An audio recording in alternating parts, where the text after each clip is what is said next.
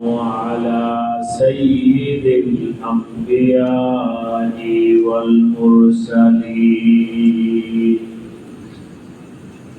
وعلى آله وأصحابه أجمعين. أما بعد فأعوذ بالله من الشيطان الرجيم. بسم الله الرحمن الرحيم. وما كان المؤمنون لينفروا كافة فلولا نفر من كل فرقة منهم طائفة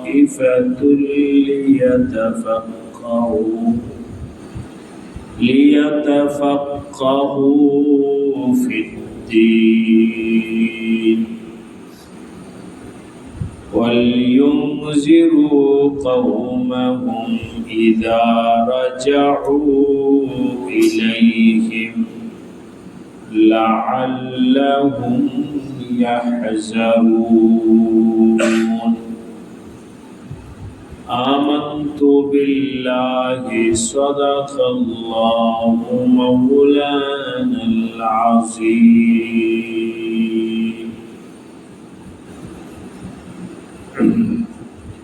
পুরান রামগড় আজিজুল উলুম কাজীবাড়ি মাদ্রাসা তালিবুল ইলম ভাইদের তরবিয়তি মজলিসে উপস্থিত হযরত আসাতিজায়ে কেরাম, উলামায়ে কেরাম, দীনী ভাইরা ও আজিজ তালাবা, আল্লাহ রাব্বুল আলামিনের অনেক বড় ইহসান, অনেক বড় দয়া। আল্লাহ রাব্বুল আলামিন মেহেরবানি করে দয়া করে আমাদেরকে কোরআন এবং হাদিসের ইলম হাসিল করার জন্য এই মাদ্রাসায় আসার তৌফিক দান করেছেন। আলহামদুলিল্লাহ। আমি এখন এই মজলিসে পবিত্র কোরআনে কারিমে সূরাতুত তাওবাহ এর 122 নম্বর আয়াত তেলাওয়াত করেছি। এই আয়াতে আল্লাহ পাক বলেন, ফালাউলা নাফারা মিন কুল্লি ফিরকাতিন, কেন তোমাদের মধ্যে কিছু মানুষ বের হয় না?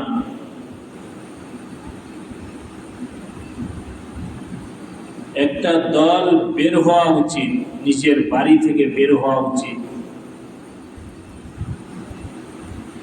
ইলম হাসিল করার জন্য। কেন বের হবে? লিয়াতাফাক্কাহু ফিদ্দীন, দ্বীনের ফাকাহাত হাসিল করার জন্য। কারণ নিজের বাড়িতে বৈশা দ্বীন হাসিল করতে পারবে না। বাড়িতে থাকা অবস্থায় তাফাক্কুহ ফিদ্দীন হাসিল করতে পারবে না। দ্বীনের ফাকাহাত হাসিল করতে হলে সফর করতে হবে, বের হতে হবে।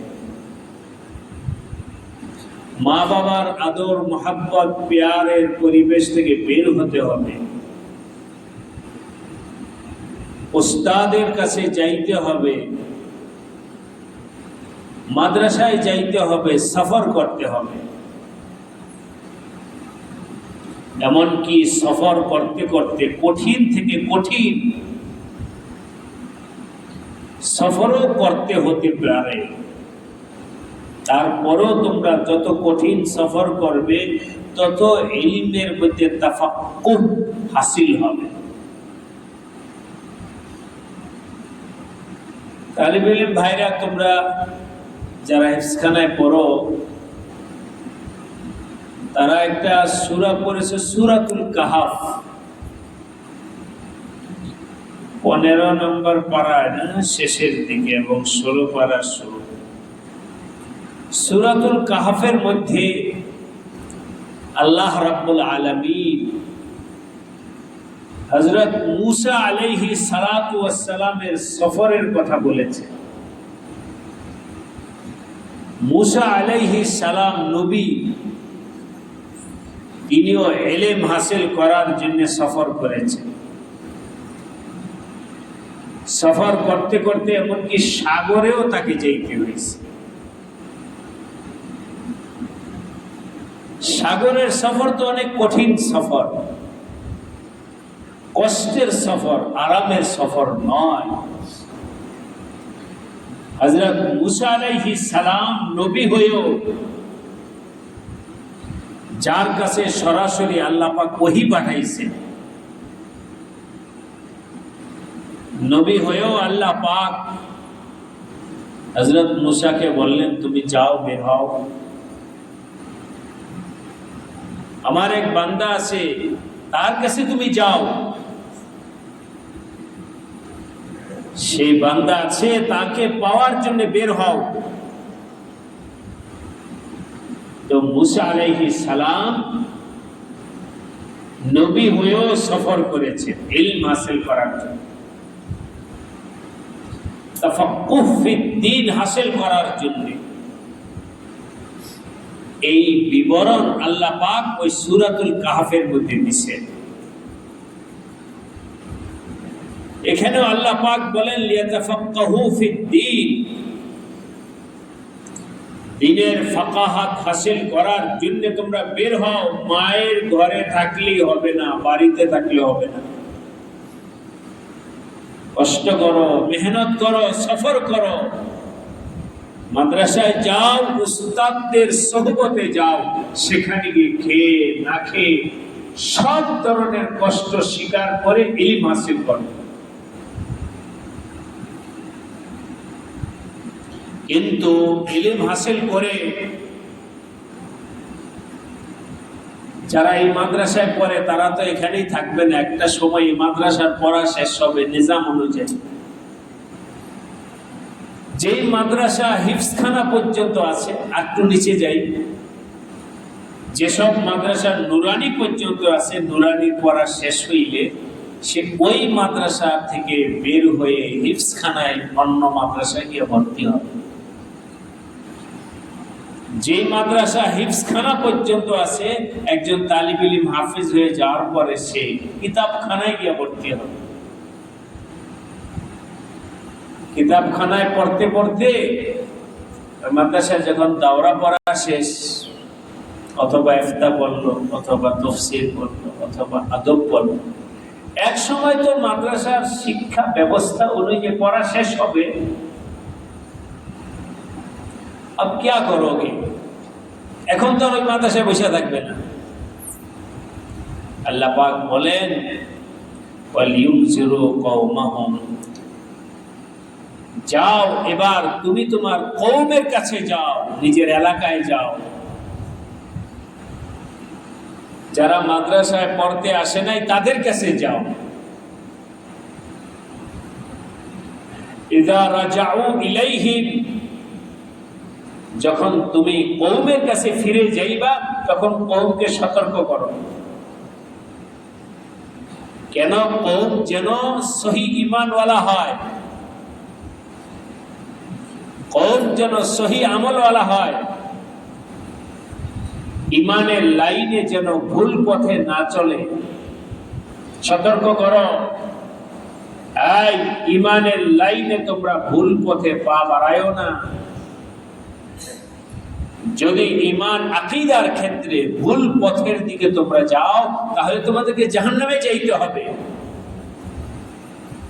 এভাবে জাহান্নাম সম্পর্কে কওমকে সতর্ক করো। ওয়ালিউযিরু কওমাহুম, ঠিক এমনি ভাবে বদ আমল এবং নাফরমানিতে যারা লিপ্ত তাদেরকেও সতর্ক করো। যখন তোমরা বাড়িতে যাবে ইলম হাসিল করে উম্মতের কাছে যায়া বলতে থাকবা লাআল্লাহুম ইয়াহজারুন, আল্লাহ পাক হেদায়েত দিলে হয়তো তারা ওই ভুল আকীদা বিশ্বাস থেকে ফিরে আসবে, গায়রুল্লাহর পূজা থেকে ফিরে আসবে, কাদিয়ানী আকীদা থেকে ফিরে আসবে, ঈসাইয়্যতের থেকে ফিরে আসবে, হিজবুত তাওহীদ থেকে ফিরে আসবে, মওদুদিয়ত থেকে ফিরে আসবে, শিইয়ত থেকে ফিরে আসবে, সব ধরনের বাতিল থেকে তারা সহি দ্বীনের প্রতি ফিরে আসবে, হতে পারে। তো আজিজ তালাবা, ছোট ভাইরা, তোমাদেরকে বলবো ভালো করে তোমরা পড়ালেখা করো। সবাই রাজি আছো? জোরে বলো আল্লাহ তোমাদের সবাইকে তৌফিক দান করেন। ভালো করে পড়তে হবে, হাফেজ হতে হবে, আলেম হতে হবে, দ্বীনের দায়ী হতে হবে।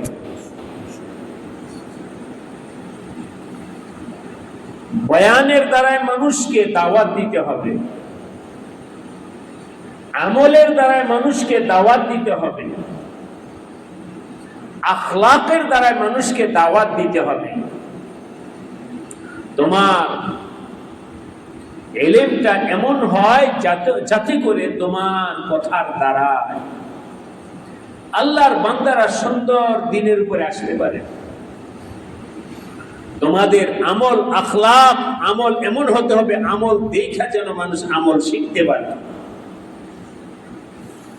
আখলাক, ব্যবহার এমন হতে হবে যাতে তোমার ব্যবহার দেখে মানুষ আকৃষ্ট হয়। ইলম হতে হবে, আমল হতে হবে, আখলাক ওয়ালা হতে হবে। তখন আল্লাহ পাক তোমাদের দ্বারা মানুষকে হেদায়েত দিবে। বিশেষ করে আমাদের বাংলাদেশের ভৌগোলিক এলাকা এবং বিভিন্ন প্রেক্ষাপটে পার্বত্য এলাকাগুলোতে, যেখানে মসজিদ কম, মাদ্রাসা কম, আলেম ওলামাদের আসা যাওয়া কম, দাওয়াত ও তাবলীগের মেহনত কম আছে, এই এলাকাগুলো তো তোমাদের উপরেই জিম্মাদারি আসবে। তোমরা আজ ছোট আছো, সামনে বড় হবে। এক সময় তোমরা বড় হবে। এই এলাকায় তোমাদের দ্বীনি দাওয়াতি কাজ করতে হবে। সবাই কি রাজি আছো? আল্লাহ তোমাদের সবাইকে কবুল করে নেন। এই এলাকার জিম্মাদার তোমাদের হতে হবে। এই জন্যে এই এলাকার মেহনত বেশি জরুরি। এটা তো হলো একবারে সীমান্ত এলাকা, ভারতের কাছে। তোমাদের এখান থেকে ভারত এলাকা দেখা যায়, নদী ওপারে, ছোট্ট একটা নদীর ওপারে ভারত। এমত অবস্থায় আমাদের মুরব্বীরা বলেছেন যে একটা ষড়যন্ত্র চলছে। এই পার্বত্য এলাকাটাকে কিভাবে বাংলাদেশ থেকে আলাদা করা যায়। বাংলাদেশ থেকে আলাদা হওয়া অথবা বাংলাদেশের ভিতরে থাকা, এটা রাষ্ট্র হিসেবে তো অনেক গুরুত্বপূর্ণ, এর গুরুত্বকে অস্বীকার করতেছি না। তার থেকেও আরো বেশি গুরুত্ব হলো এই এলাকাটাকে খ্রিস্টান অধ্যুষিত এলাকা বানানোর জন্য পায়তারা চলছে। মানুষকে মুরতাদ বানানোর জন্য ষড়যন্ত্র চলছে। আল্লাহ না করুক, আমরা তো আল্লাহর কাছে যাবো এবং দোয়া করব, চেষ্টা করব, মেহনত করব। আল্লাহ আমাদের সবাইকে তৌফিক দান করেন। ষড়যন্ত্রকারীদের সব ষড়যন্ত্রকে আল্লাহ পাক দয়া করে নস্যাৎ করে দেন। এরপরেও যদি কোনদিন এই পার্বত্য অঞ্চল খ্রিস্টান অধ্যুষিত এলাকা বলে বাংলাদেশ থেকে আলাদা হয়ে যায়, তখন আর মাদ্রাসা, মসজিদ, আযান, মুসলমান কিছুই থাকবে না। তাই আমাদের মুরব্বীরা অত্যন্ত চিন্তিত। এটাকে, এই ষড়যন্ত্রকে রোধ করার ক্ষেত্রে সবচেয়ে বড় হাতিয়ার হলো দাওয়াতি মেহনতকে আগে বাড়ানো। প্রত্যেকটা পাহাড়ে পাহাড়ে যেন মাদ্রাসা কায়েম হয়, প্রত্যেকটা পাহাড়ে পাহাড়ে যেন মসজিদ কায়েম হয়, প্রত্যেকটা পাহাড়ে যেন কোরআনের আওয়াজ উঁচু হয়, প্রত্যেকটা পাহাড়ে যেন লা ইলাহা ইল্লাল্লাহর জিকিরের আওয়াজ উঁচু হয়, প্রত্যেকটা পাহাড়ে যেন এক একজন আলেম তৈরি হয়ে যায়। প্রত্যেক পাহাড়ে যদি একজন আলেম তৈরি হয়, একটা মসজিদ হয়, একটা মাদ্রাসা হয়, একটা খানকা হয়, আর দাওয়াতের মেহনত হয়, তো ইনশাআল্লাহ সারা দুনিয়ার তাকত মিলেও কিছু করতে পারবে না। এই জন্য আমাদের মুরব্বীরা খুব বলতেছে, মাদ্রাসা করো, মক্তব বানাও, দাওয়াতের কাজে। আল্লাহ তোমাদের সবাইকে বড় হয়ে এই কাজগুলো করার তৌফিক দান করেন। তোমরা কেউ পিছপা হইবা না তো? হবে নাকি পিছপা? মাদ্রাসা থেকে চলে যাইবা? সাবধান, যাইও না। তোমাদের উপরে অনেক দায়িত্ব আছে ভবিষ্যতে। তোমরা কেউ মাদ্রাসা থেকে পলায়ন করবে না, মাদ্রাসা থেকে পিছপা হইবা না, মাদ্রাসা থেকে পড়ালেখা বাদ দিবা না, মাদ্রাসা থেকে পলায়া স্কুলে যাইবা না। সবাই একমত? হাতটা তো দেখি। মাশাআল্লাহ, আল্লাহ সবাইকে কবুল করে।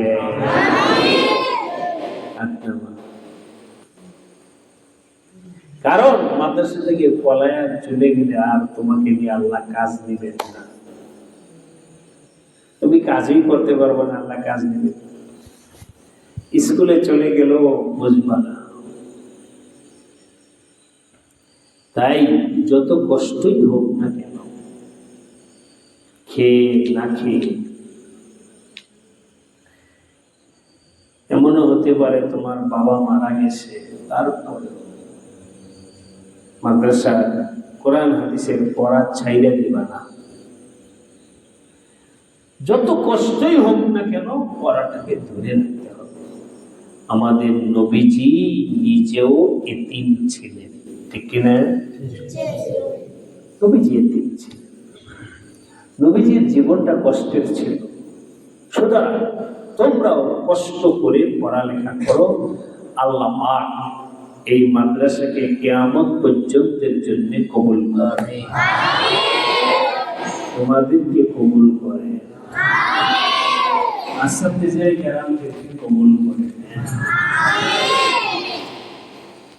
যদিও তোমরা ছোট, তোমরা বুঝবা না, তারপরে একটা কথা বলছি, তা হলো কোরআনে কারিমে যে আয়াতটা আমি বললাম, এই আয়াত এর তরজমা আমি এক হিসাবে করেছি,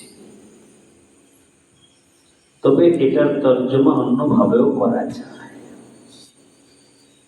এতটুকু বলে রাখলাম, সেটার আলোচনায় আমি গেলাম না, কিন্তু এর অন্যভাবেও ব্যাখ্যা আছে। তো যাই হোক, আল্লাহ পাক তোমাদেরকে নিয়ে আসে, সবাইকে কবুল করে, এটাই বড় কথা। اللهم صل على محمد عبدك ورسولك وصل على المؤمنين والمؤمنات والمسلمين